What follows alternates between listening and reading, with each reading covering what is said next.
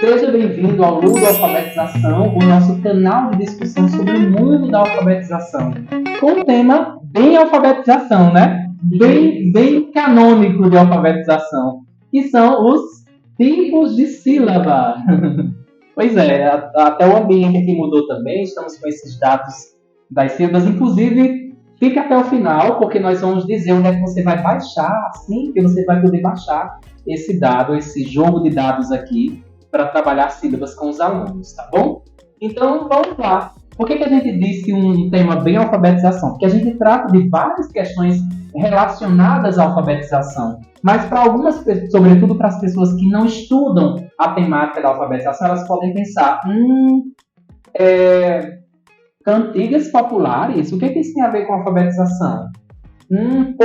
Poesia, o que isso tem a ver com alfabetização? Mas esse é um tema que você olha e você já remete ao universo da alfabetização. Está muito na pauta da alfabetização, que são as sílabas, né? E aí, por que é importante conhecer a estrutura da sílaba? A gente não fala tanto em começar pelo texto, em apresentar textos à criança. A BNCC traz essa ênfase no texto, nas cantigas, mas uma hora a gente precisa trabalhar com a estrutura, não é verdade? Magda Soares já nos lembrava que é um olhar para a natureza do texto, a compreensão do texto, e o outro olhar para a estrutura da língua, né? Exatamente. E assim, as palavras, como o Daniel colocou, né? A gente costuma na alfabetização trabalhar muito com sílabas mesmo. Inclusive, a gente já até chegou a falar em outros momentos aqui que o foco não é centrar nas sílabas, mas contextualizar, utilizar gêneros diversos, mas a gente precisa das sílabas, afinal de contas, as palavras são formadas a partir das sílabas, da junção de sílabas. Perfeito. Então, hoje a gente vai conhecer aqui dois tipos específicos de sílabas, que são as sílabas canônicas e as sílabas não canônicas. Ou sílabas simples e sílabas complexas, como a gente conhece também em algumas abordagens, né? E aí, quando a criança está ali sendo apresentada a esse universo da sílaba, tem professores que optam por começar com as vogais. Olha só, consoante, né? É uma consoante mais uma soante, né? Então, a sílaba não tem como a gente pronunciar uma sílaba sem vogal. Opa, então uma pista, né? Toda sílaba tem uma vogal. Isso, na língua portuguesa e em outras línguas, a vogal ela acaba sendo o núcleo da sílaba. A parte mais importante da sílaba. Porque, por exemplo, eu posso ter uma sílaba complexa como clá, de claro, essa sílaba tem uma vogal. Eu posso ter uma sílaba simples como caro, essa sílaba tem uma vogal. Né? Chave, isso é uma sílaba complexa, mas tem uma vogal. A de abacaxi. Isso, é uma sílaba. Que já constitui uma sílaba. Já se constitui sílaba. Perfeito. Então, nós temos as sílabas mais prototípicas que aparecem na alfabetização. Quais são as sílabas mais prototípicas? Aquelas formadas por C mais V, ou seja, consoante mais vogal. Essas são as sílabas que estão nos materiais didáticos, que estão nos exemplos, que estão nas primeiras palavras para as quais as crianças são apresentadas. Então, lá vai ter boneca, né? Lá vai ter bola. Né? Dificilmente, num livro didático de alfabetização, nós vamos encontrar palavras como braço, chave, né? Porque essas sílabas elas não são apresentadas, não são enfatizadas no início da alfabetização. Embora a gente tenha uma ressalva sobre isso, né, Aline?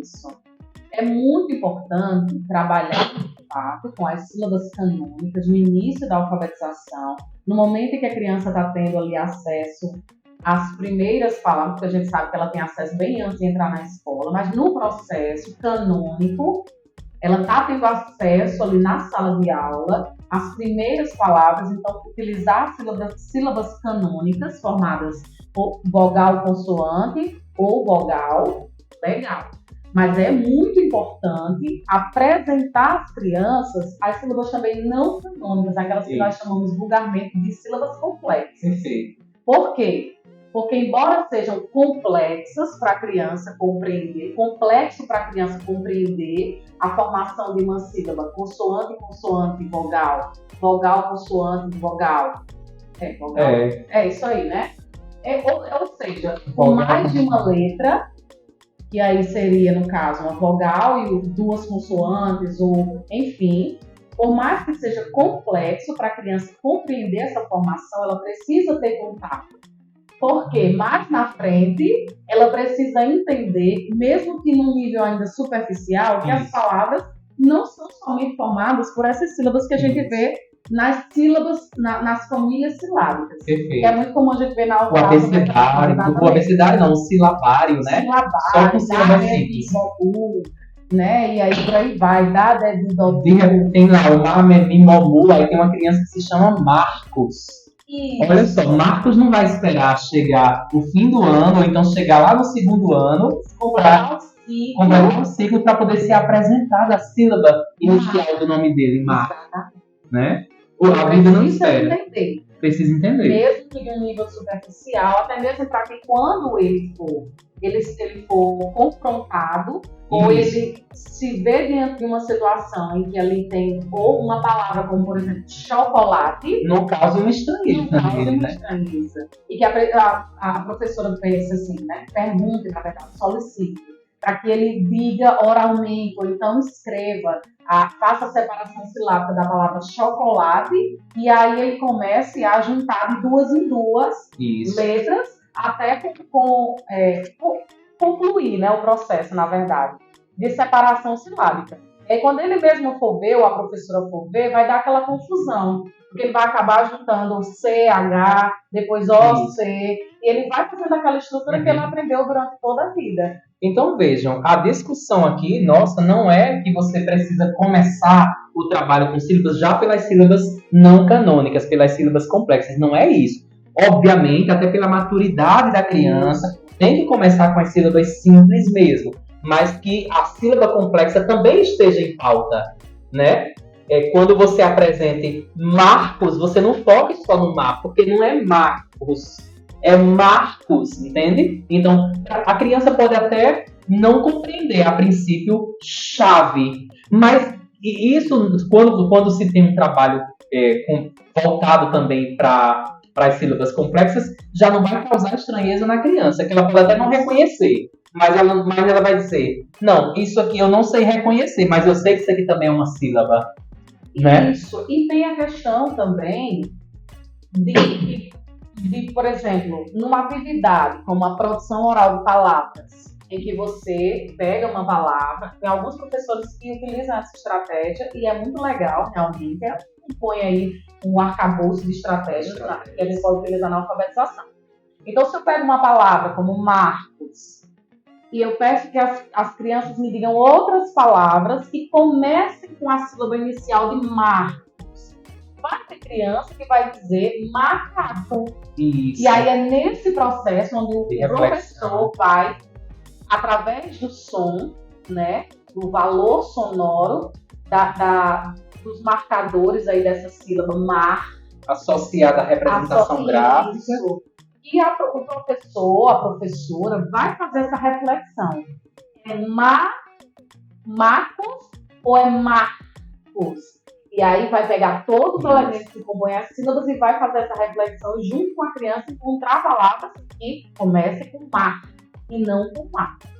Tá vendo como é interessante? Eu trabalho as sílabas simples, porém eu preciso apresentar a criança e fazê-la refletir sobre a existência das sílabas complexas. E aí, eu acho que rola muito de nós subestimarmos um pouco a criança, achar que ela não vai conseguir reconhecer uma sílaba complexa porque ela está no início da alfabetização. Mas, as crianças, elas são muito competentes. As crianças, inclusive, os especialistas que estudam línguas estrangeiras, até dizem que quanto menor, né, mais adequado para ser apresentada uma língua estrangeira. Então, se a criança tem o cérebro da criança consegue fazer todo esse movimento, por que ele não consegue aprender sílabas complexas? Né? O interessante é que da própria língua. É sempre bom trabalhar com as sílabas, uma outra informação aqui que a gente traz, dentro de um contexto. Então, por exemplo, se nós estamos na época do Natal, então vamos propor um trabalho com sílabas, por mais que a gente esteja trabalhando somente com sílabas simples, mas a gente traz as palavras que compõem esse contexto natalino e, junto com a criança, claro, a partir da vivência da criança, a criança mesmo pode sugerir palavras para serem trabalhadas na sala de aula e, a partir dessas palavras, trabalhar as sílabas. Claro que vão existir palavras que vão ter sílabas complexas. Eita, Aline, mas eu só estou trabalhando no momento com na. Eu não estou trabalhando com tal. P-A-L. Eu estou trabalhando com consoante, vogal, consoante. É simples, exato. Já tal, a criança ela não vai entender essa formação, o L no final e o L com som de U. E não vai dar, sabe? Não vai rolar. Mas como é importante você mostrar para a criança. Então eu vou pegar vela. Sílaba simples, opa, legal. Mas e se eu pegar presente? Se eu sugerir lá uma produção de palavras e o aluno disser presente, porque para ele tem relação com o Natal. Aí eu vou dizer, não, presente não. Porque nós não estamos trabalhando com palavras assim. Então, veja, é importante, até mesmo para que a criança, ao ver aquela configuração de palavras, não vamos dizer assim, não cause tanta estranheza. Isso, o choque não seja tão grande, porque na vida cotidiana, ela vai ao centro com a mãe e ela vê lá na placa, chaveiro. Meu Deus, que danado de palavra é essa que antes da vogal tem mais uma consoante? Mamãe, que confusão é essa? Então, a criança pode até não assimilar ainda, mas ela não vai achar que não é, que está errado, porque ela foi apresentada a isso, entende? Então, a ideia é foca-se nas sílabas simples no início da alfabetização, mas coloca também na mesa as sílabas complexas. Exato. Afinal de contas, o mundo não espera. E a ideia é que a gente aproxime cada vez mais do que a criança vê em sala de aula do mundo fora de sala de aula. Então, se no nosso mundinho tudo é babebi bobô, criança, quando encontrar a palavra bruxa, que agora é o dia das bruxas de TT, ela não vai... Que danado de palavra é essa? Que danado de sílaba é essa? Então, essa é a reflexão. E aí também tem um trabalho direcionado para leitura e para escrita com sílaba, né? Então, veja bem, quando a gente pega palavras como caro e claro, né? É importante fazer esse trabalho com a criança para que ela reflita que não é só a inserção de mais uma letra na sílaba. Que a inserção dessa mais uma letra na sílaba implica também a questão do significado. Quando você coloca claro e caro, quando você coloca um L ali, constrói a sílaba com consoante, consoante e vogal, não foi só um acréscimo, não é a mesma coisa, não é mais a mesma palavra. É outra palavra, outro significado. E a criança ela vai, através desse processo, refletir sobre a dimensão sonora da linguagem e essa relação, essa representação gráfica que os sons eles têm, eles possuem. Esse é um trabalho muito comum de ser realizado, ou pelo menos assim, é indicado que seja realizado na escrita. Isso. Então, para a criança compreender essa diferença... Ela precisa ver. Isso. Às vezes só o som não dá conta, quando ela vê claro e claro.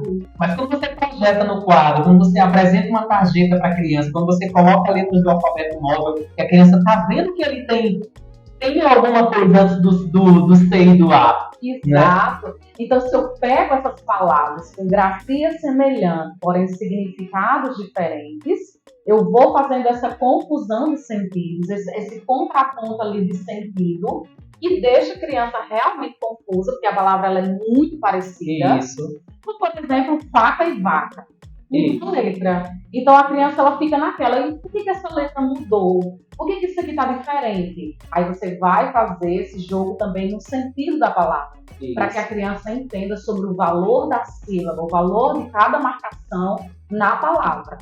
E aí ela vai fazendo esse jogo na escrita e vai percebendo a configuração da sílaba, a importância da sílaba, o posicionamento da sílaba, o posicionamento correto da sílaba na palavra. Uhum. Então, aos poucos, esse trabalho com discriminação, com consciência silábica, ele vai se tornando mais concreto no imaginário da criança. Perfeito. E na leitura, o que a gente pode fazer? A marcação da sílaba. Então, eu vou, por exemplo, se eu vou falar a palavra abacaxi, provocar a criança a fazer essa marcação. Claro, uma marcação reflexiva, né? Uhum. Eu marco e já reflito sobre o que eu estou falando. Isso. A é um pedacinho. Abacaxi. Para que quando ela for para a escrita, ela entenda que o A, ele tem um valor, ele tem um espaço, ele é uma sílaba. Uhum. Entendeu? Exato. Então, basicamente isso. A gente pode fazer com marcadores coloridos, a gente pode fazer com palmas, a gente pode fazer somente fazendo essa marcação mais pausada na fala. Então, é isso. E aí a gente deixa como sugestão esse recurso maravilhoso, é um recurso coringa até, né? Porque uma vez montadinho, você sempre vai usar. A gente vai deixar o link aqui embaixo, tá na descrição deste vídeo, tem um link do site www.escoladepapel.com.br. Aqui, ó, Escola de Papel. Lá vocês vão baixar, né? Paga uma taxa, mas consegue baixar e fica aí como uma taxa bem simbólica. E vocês ficam com material permanente. Obviamente, isso aqui é um trabalho com sílabas simples, mas vocês podem fazer adaptação também para sílabas complexas. E esse recurso é interessante porque cada dado é uma família silábica. Cada dado é uma família. Então, aqui vocês vão encontrar sílabas canônicas e cada criança pode ter seu material para levar para casa. Isso. E ficar manuseando em casa, ou até servir como suporte. Isso. Quando ela for escrever, ela procurar, né? E eu vou lá atrás do exato, vou procurar como é que se escreve essa sílaba G. Então eu vou lá e vejo a grafia correta, enfim. Dá para trabalhar de várias maneiras. E sem contar que a gente traz o lúdico para o aprendizado das sílabas. Pois é. Gente, este é o canal do Alfabetização e esse foi o podcast número 20. Nós temos 20 episódios. Corre aí, vai fazendo um Ludo Alfabetização Flix.